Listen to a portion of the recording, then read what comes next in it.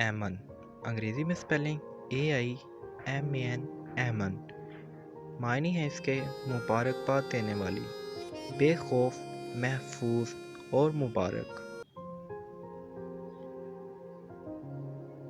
नाम है हरम। अंग्रेज़ी में स्पेलिंग HARAM, हरम। मायने है इसके शरीफ औरत, नेक औरत। नाम है महफिश। अंग्रेज़ी में स्पेलिंग MEHWISH, महविश।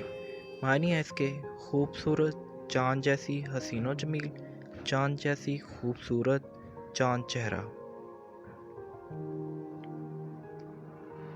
कमेंट करके बताइए कि आपको हमारी ये वीडियो कैसी लगी और मज़ीद वीडियो देखने के लिए हमारा ये चैनल सब्सक्राइब करें। तब तक के लिए हमें इजाज़त दें। अल्लाह नेगहबान।